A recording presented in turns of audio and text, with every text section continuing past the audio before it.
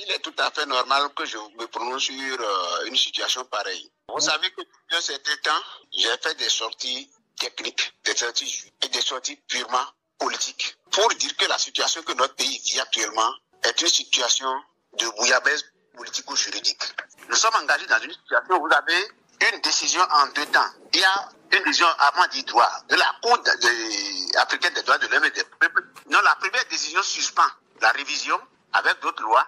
Et la dernière décision de la Cour, la décision formelle même, qui a acquis l'autorité de la chose jugée, dit que la révision 19 n'est pas plus. La loi d'amnistie votée non plus. Et ensuite, il y a certaines lois qui ont été invalidées au point où les élections de 2019, les élections législatives de 2019 ont été invalidées. Et donc, ça veut dire simplement que nous sommes restés sans assemblée et que même les accords ratifiés par notre Assemblée nationale peuvent être mis en cause par des gens bien outillés et des avocats à l'international comme ceux de mon groupe et de mes services, à l'interne comme à l'international. Nous sommes d'accord? Et un chef de l'État et son gouvernement s'accrochent sa dose à des décisions politiques parce que toutes les lois qui ont été votées par l'Assemblée de 2019 et jusqu'à l'élection de 2022, il me semble, non? Et ces décisions sont frappées d'inexistence juridique. Et même la légitimité, le mandat du président de la République en cours ne jouit d'aucun fondement constitutionnel. Et je ne sais pas pourquoi un chef de l'État et son gouvernement s'accrochent à ça. Et c'est maintenant là que moi j'ai pris position pour dire non. Il faut que les juristes du pays puissent dire au président, quand une juridiction supranationale, comme la Cour africaine des droits de l'homme et des peuples, rend une décision finale pour dire de retourner à la Constitution de 1990, on ne saurait s'accrocher quand lui-même dit déjà, dans sa prise de position au cours du débat entre lui et Léonel Zissou, quand lui-même dit qu'un État qui ne respecte pas les décisions de justice est un État voyou et qu'il va falloir obliger les chefs de l'État à respecter les décisions, qu'elles soient nationales ou supranationales, les décisions de justice. Quand un chef de l'État est quelqu'un qui veut être chef de l'État, il est devenu chef de l'État. Et il fait le contraire de ce qu'il dit. Il nous présente le portrait du chef de l'État, c'est-à-dire de l'exécutif qui est ce machin surpuissant, qui écrase tout son passage. Mais il va falloir que des voix s'élèvent contre lui. Pour dire non, président, vous n'aviez pas dit ça. Monsieur Patrice Talon, vous n'aviez pas dit ça. Et si moi je dis ça, j'apporte la preuve que j'adosse mon raisonnement à deux décisions. La décision avant dit droit de la Cour africaine des droits de l'homme et l'arrêt final de la Cour qui dit que tout ce qu'il a fait par rapport à la révision constitutionnelle, les élections législatives, les coups de feu de Kadiaou, et que c'est par rapport à ça qu'on veuille mettre des gens en tenue pour venir m'arrêter, je vais les accueillir avec joie. Je vais leur demander de me passer la menotte devant l'histoire. Je n'ai pas eu des informations de mon service tout de suite.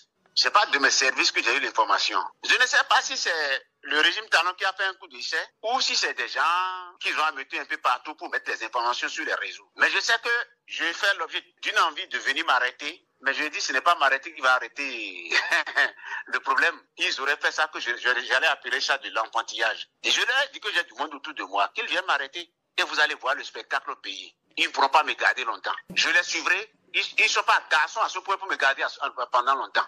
Mais quand je parle français là, je vous disais sur ma dernière interview, vous avez beau mettre Rikiat Madougou en prison. Vous avez beau mettre Joël Aïva en prison.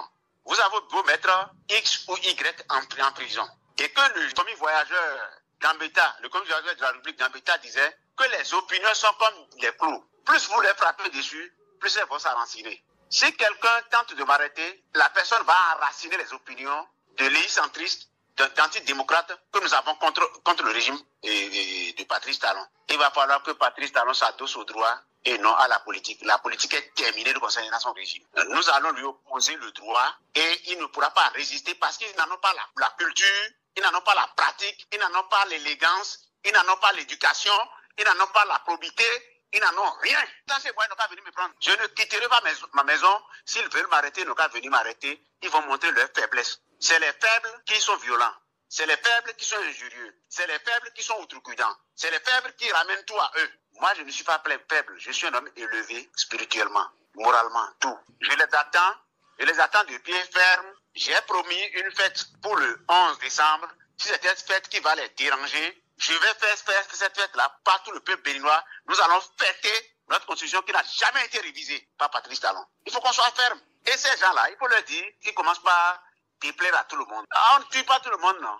Oh, on n'arrête pas tout le monde. Ma maison est ouverte. Si vous voulez venir me voir, annoncez-vous par les voies indiquées. Contactez mes services. Je suis ouvert depuis mon salon, mon petit salon, mon salon d'homme honnête pour sauver la République. Parce que la République est en danger et la République nous appelle.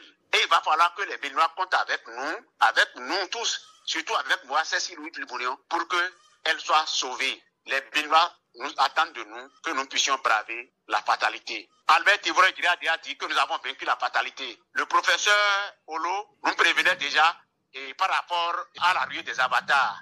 Notre démocratie qui était revitalisée en 1990 est en train d'être émasculée par Patrice Talon et on ne va pas l'accepter. La République ou la mort, nous vaincrons pour citer